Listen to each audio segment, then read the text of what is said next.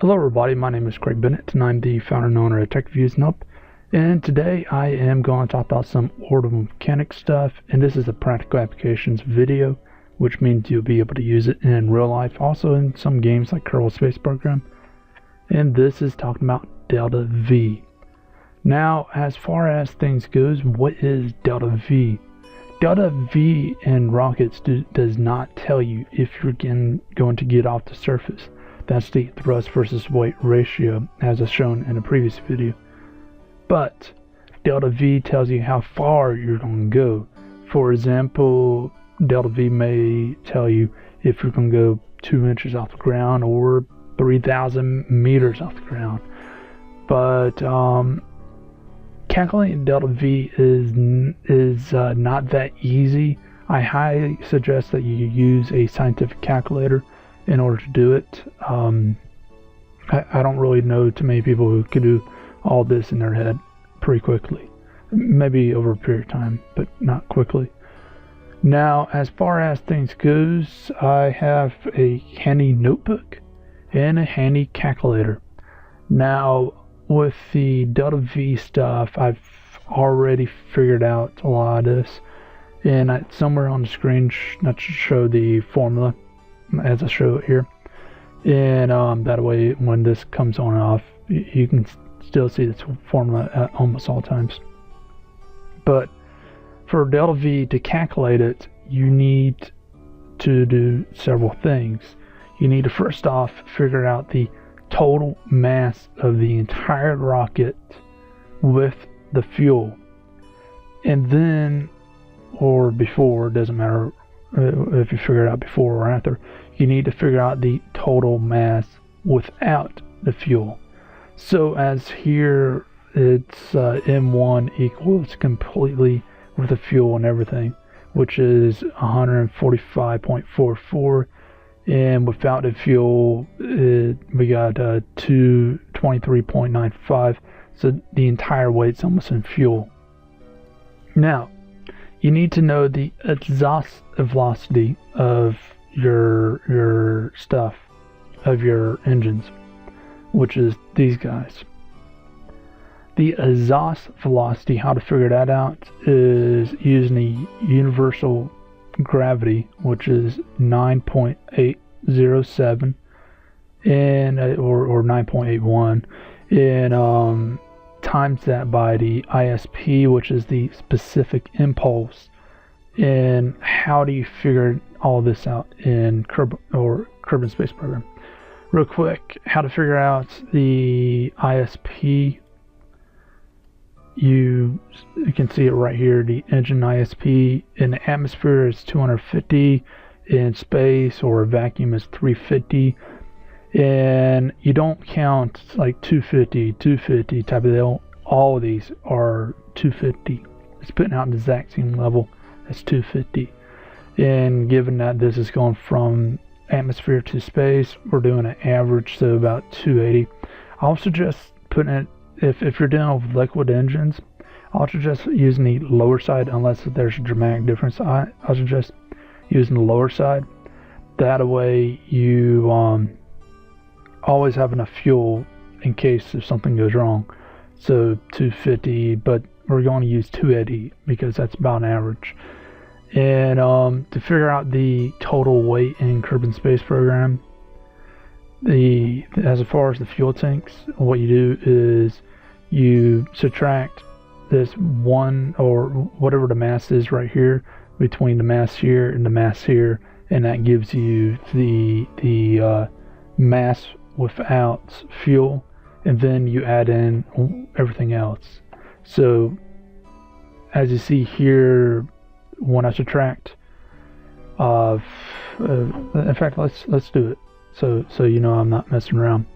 Let's put in, oops, sorry about that, 0.44, 145.44 minus, let's start using my keyboard, 54.67 minus 66.82, and that gives you the 23.95. So that's without fuel. and that's just the casing around here, the engines, the the capsule, all this other stuff, and if it was real, even the air inside the capsule, because they gotta breathe and you gotta take that with you, and that does weigh. So once you figure all that out, sorry about that. Once you figure all that out, what you need to do is take the M1, which is for this 145.44, divided by M2, which is without fuel, and so 23.95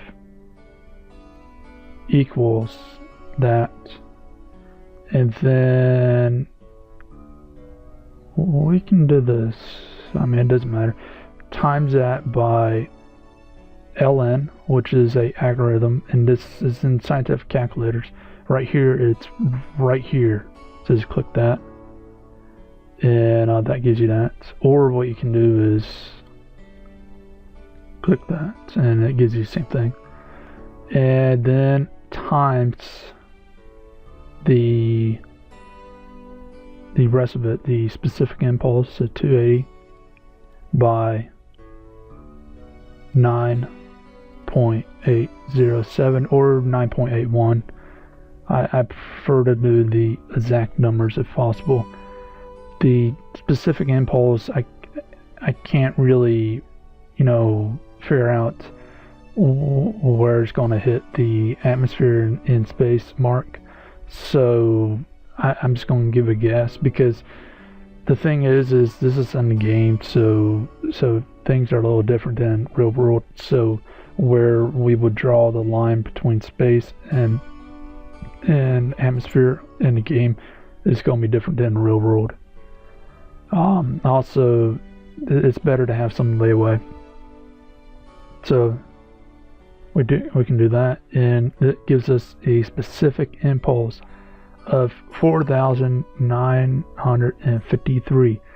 Now let's go back and do this number times 9.807, times it by the 250, and it's slightly under that. So from my understanding, in Kerbal Space Program, to get in space you need 4,500, and given that we're going from atmosphere to space, the 4,500 is beyond met, or it's very close if not. So let's do this again, so I can have the number and the L1 again, just trying to do a recap in case if I went too fast. Times that by the specific impulse. It doesn't matter if you want to times the specific impulse first at this point. Just remember, do this first, the ln times m1 divided by m2. So do m1 divided by m2, then times that by ln, and that will give you the answer. And I think I'd have to do 9.807. And as you see here, this part, it doesn't matter which comes first. It's just this needs to happen first. Simple enough. So let's go into space. Oh, and by the way, your thrust versus weight ratio needs to be 1 or more, and this will allow you to immediately take off. It's going to be very slow. The closer to 1 is, as far as Kerbal, the closer to 1 is, it's the slower of takeoff, original takeoff it's going to be. If you're on something like the moon or whatever planet, you need to have it more than the planet. So imagine that G, put like a G here, and since it's 1G on Kerbal or Earth, then this needs to be more than 1. If it's I can't remember how many G's are on the moon, but whatever amount of G's on the moon, it needs to be basically just put whatever in G, and it just has to be above that. That's the best way to really think about this thrust versus weight ratio thing. So let's head out there and let's see if we can get this into space, which is going to happen. I've done it on a previous video. Alright, and if you look at this, let's wait for it to load up. And let's turn on SAS or control.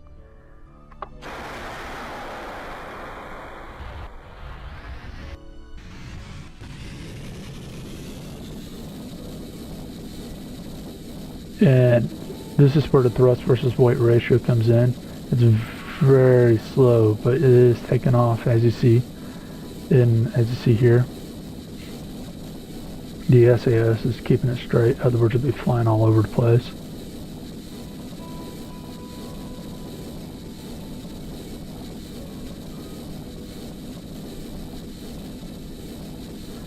Again, I'm going to leave a copy and paste to this formula below. Just remember, do ln first. In fact, I can just take out that, but do ln first, m1 divided by m2, and then do ln. In other words, this number is going to turn out completely different and turn out much more higher, and you most likely will get messed up. So it's important to note that.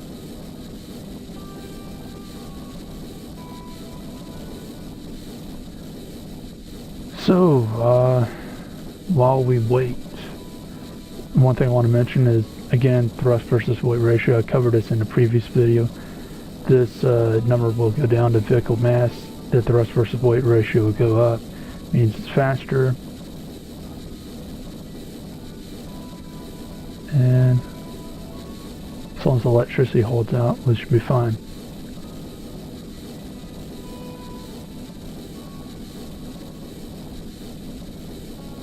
And let's fast forward it, see what happens.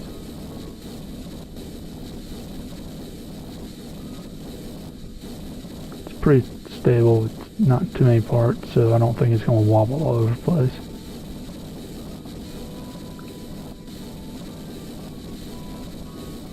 And I'm hoping that this gives a consistent drop.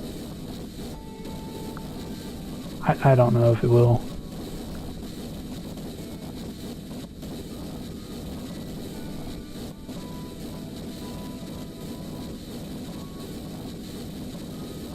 And as you see here, we're getting up there pretty good.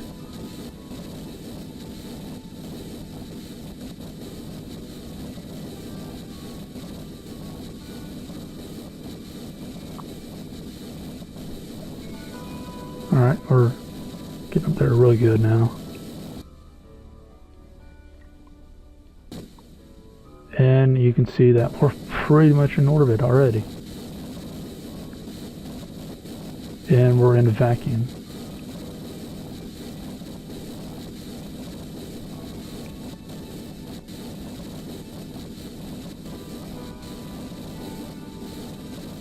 So if I wanted to, I can stop the thing right here.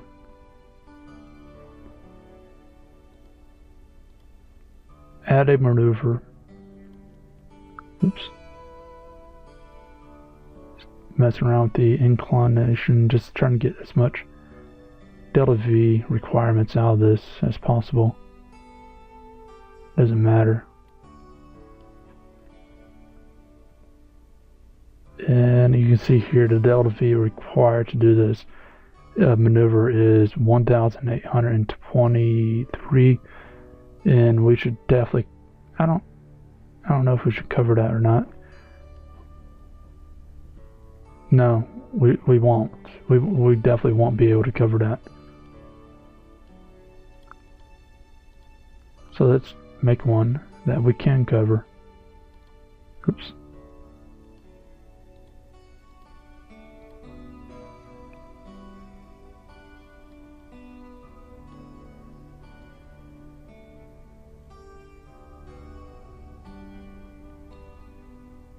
And let's see, that's needs to be a little bit more.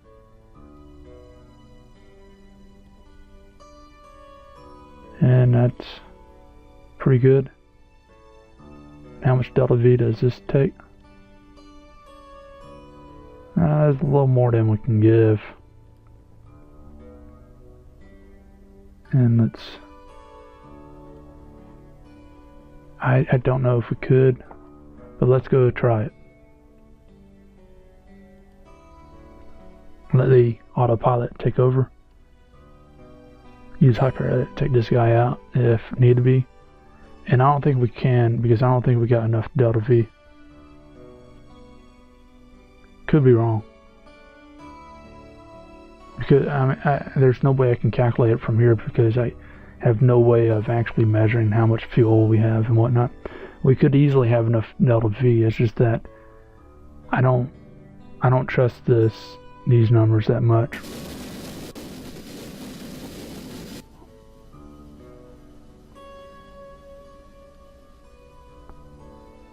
We might.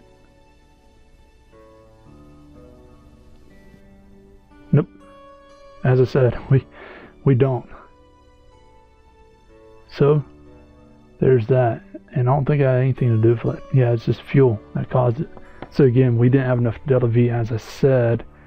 So that was important to note. Again, I don't really trust these numbers that much. So and they weren't even close, but still. That's important to note. So let's let this crash and burn, and take a plunge. Possibly.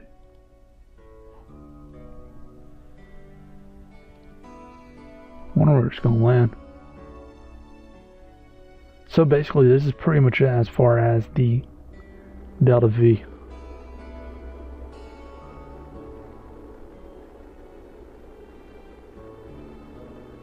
Enough fire coming out of that.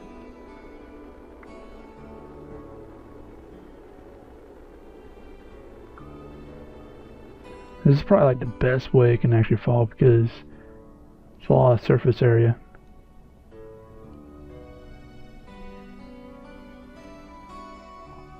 Even though it's horrible. So it's gonna go over here.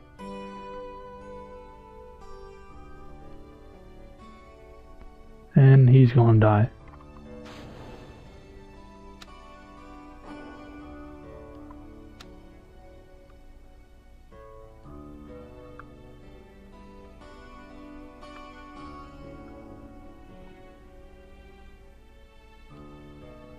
And eventually they'll hit the ground.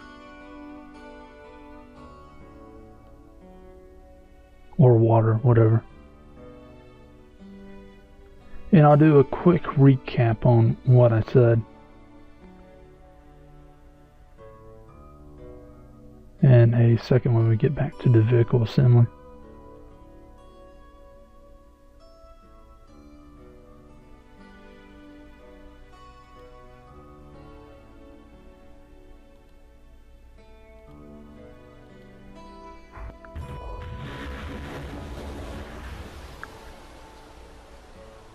So that's that. Alright, let's head back to the vehicle assembly.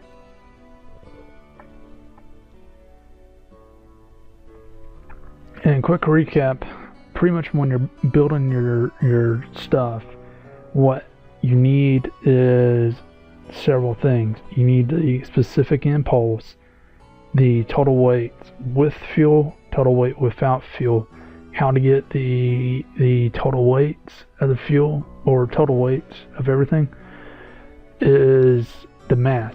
Mass, so for example, this is 6.9. This 0.05 type of deal. Go to the fuels. Like right here is 135, and as we saw earlier, you just minus this, minus whatever fuel that's being dumped at that time. See, that's the thing.